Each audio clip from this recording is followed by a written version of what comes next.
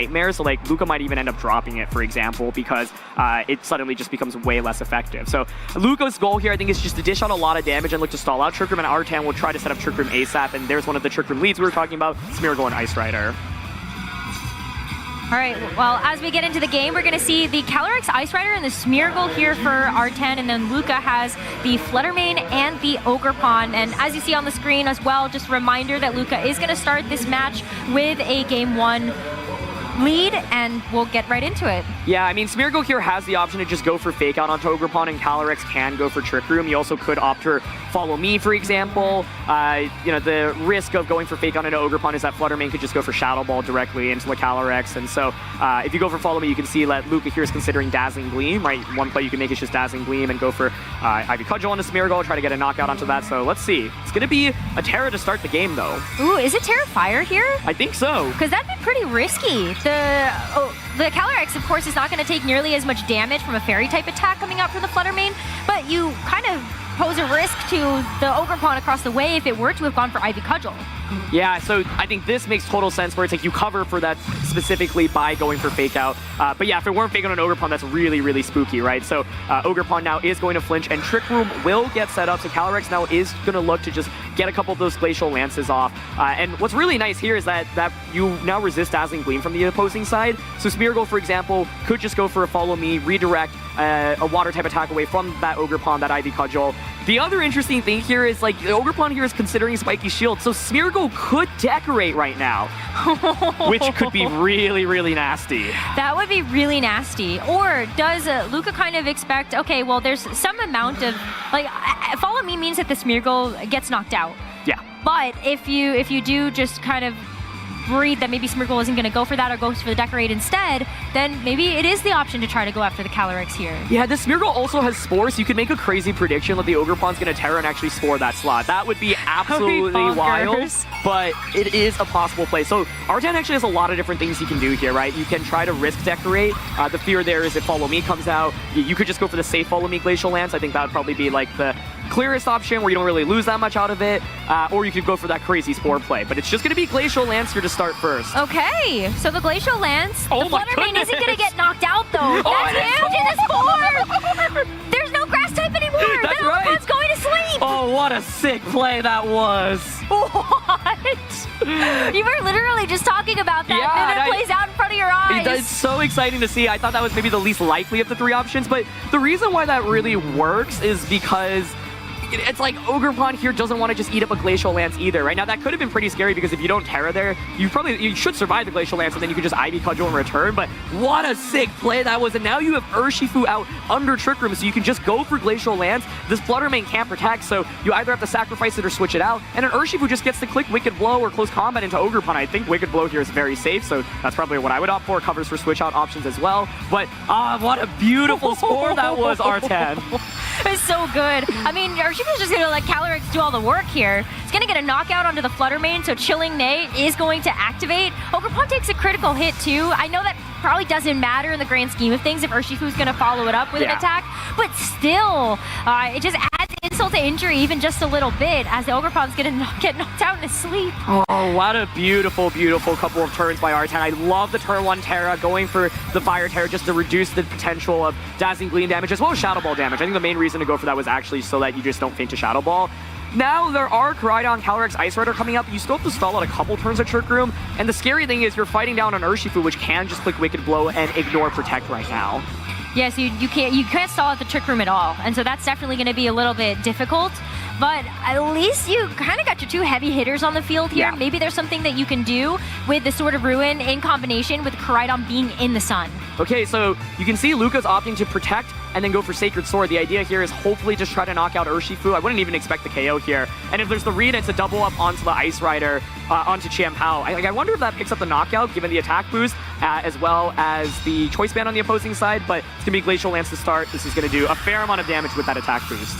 Yeah, I mean, oh my wow, gosh. Like that is not very effective. And Wicked Blow to Chien-Pao. Yeah, not very effective on either account, and that's going to be plenty to take out a Chien-Pao. That's wild. Oh my gosh, I mean, Koraidon can't pull off, I think, this comeback victory right now, right? Like, Artan just has so much good offense here, and I think Luka recognizes, wow, I just like really can't do enough here. And so coming into this game, we were talking about, okay, can you stall out the Trick Room? The answer in this game was it was really difficult to. That Smeargle going down was also perfect for Artan because then you just get the Urshifu out.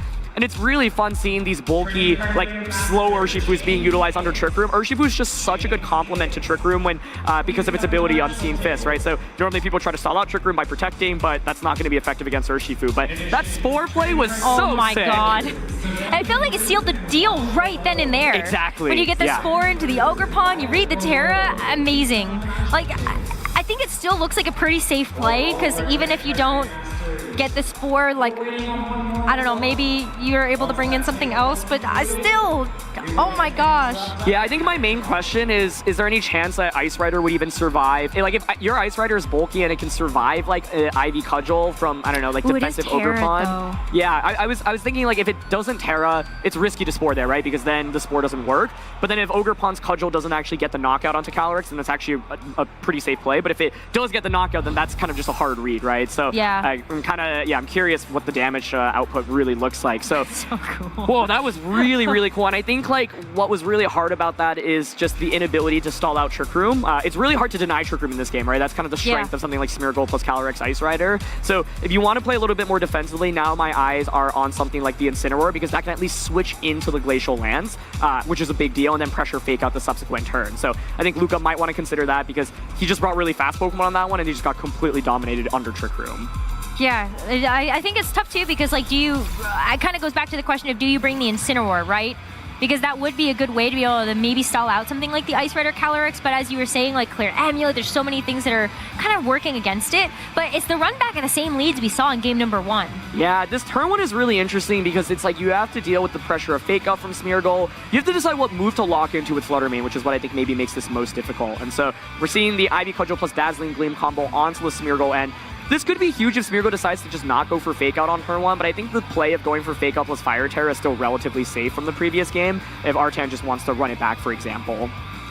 I was wondering if you wanted to set up Trick Room in a different way, maybe you consider going for the Farigiraf, but it's just to protect. He might have been trying to go for Spore here. Yeah, so the Dazzling Gleam plus the Ivy Cudgel, I think, should just knock out Smeargle here. That would be huge. Just get the Smeargle out of the way, because there's no Fake Out. So Dazzling Gleam's going to do about half to the Smeargle, and the Ivy Cudgel to be able to follow it up is going to get the knockout. That's a dream turn 1 for Luka, and this play now punishes the Smeargle heavily. Smeargle no longer has that redirection support, no pressure with Spore either. So Artan here is off to a much better start than Luka's off to a much better start. I mean, Artan there could have gone for something like just Follow Me plus Glacial Lance, for example, right? Dish out a lot of damage, but now Luka also knows that Calyrex Ice Rider, like, can't protect nearly as comfortably going into this next turn. She's gonna be Dark Urshifu coming out immediately, but this is really, really spooky because, of course, Dazzling Gleam threatens it, so it feels like you're more or less forced to Terra the Urshifu right now. Yeah, that Urshifu is Terra Steel, so that would help out a little bit, but you still have to get past the fact that this Ogre Pawn is very healthy. It hasn't taken anything like an Intimidate drop, which doesn't exist, but still, like, it's full powered and still has the Terra active too.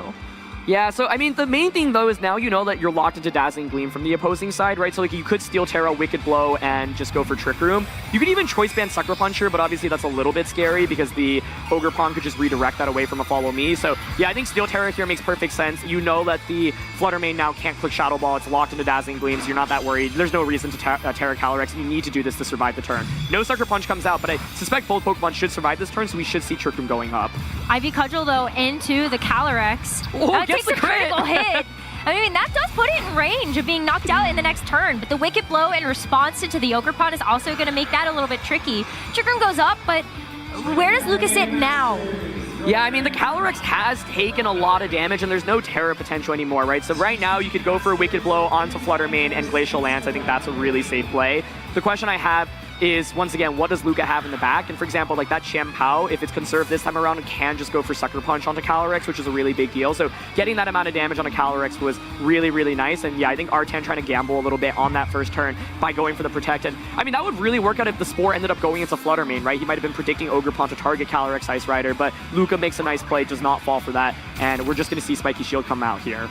That's nice. It does save the Ogerpon. Obviously, like, Urshifu can still hit past that, but it's about denying these chilling Nade boosts from this Calyrex. That's right. So we do see the Glacial Lance, of course, hit into the Flutter Mane, but it'll survive again as we saw in that game number 1. So probably tech to survive that. Yeah, definitely. That Flutter Mane has so much health investment, and so that is a really key move in this format to survive. It's one of the strongest physical attacks, and Incineroar has been brought into this battle, and so this now gives you something that has fake out pressure and of course resists that Wicked Blow. So we were talking about that adjustment coming into this one, and I think it's really, really smart.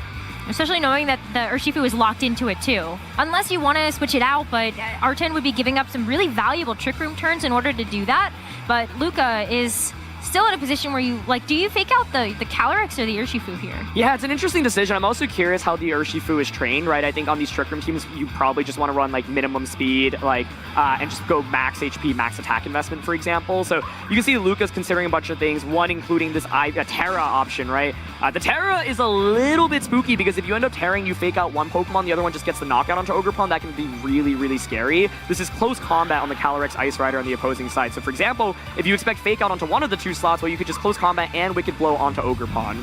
Well, it's going to be kind of risk it for the biscuit at this point because Luka split the damage. It's a Terastallization onto the Ogerpon, really hoping that this Glacial Lance isn't going to be enough to knock him out so that he can actually get the knockout with the Ivy Cudgel into the Calyrex, but I guess there's only one way to find out. Oh, it's just close combat. Okay, does it get the one-hit knockout? Oh, it doesn't! Incineroar's able to hold on. The Calyrex's defense is going to fall too, and that's just going to make it even more vulnerable. And Incineroar's is faster. The Flare Blitz into the Urshifu. Oh, but if the close combat just got the knockout there, Wicked Blow also just knocks out the Ogerpon. It's a double KO, and I think Artan probably ends up winning this one, but now both Pokemon will faint, and I don't think Artan can come back with only one Pokemon left. Incineroar will end up fainting as well. We're going to get a knockout here onto the Calyrex Ice Rider, but what a clutch survival there. Wow. Oh, it wasn't even the Glacial Lance either. I was kind of wondering if that would be enough to actually knock out the Ogerpon when it Terastallized, but didn't even want to go for that play. Luka, like, just made such a good read in that turn. Yeah, I think the main thing was, like, close combat there is pretty safe, right? The Incineroar here does not have Protect, so the one play you'd have to worry about is, like, Ogerpon going for Follow Me and Flare Blitz, which I think maybe could work as well. It is Ursaluna Blood Moon in the back, though, okay? I mean, this puts on offensive pressure. If there's anything that could do it right now, it is Ursaluna, but yeah, Follow Me in Collision Course here. Like, you're just hoping to avoid a critical hit Hyper Voice, essentially. Yeah. I don't even know if a crit Hyper Voice does it, to be honest, with the bulk like Koraidon just naturally has, but let's see. No. Yeah. No, even the crit was not going to help out that one, but the Follow Me was nice to be able to just ensure that any single target damage wasn't going to hit the Koraidon. Yep. And you're going to be able to see the Collision Course really do its thing. 33% boost if it's super effective into its target.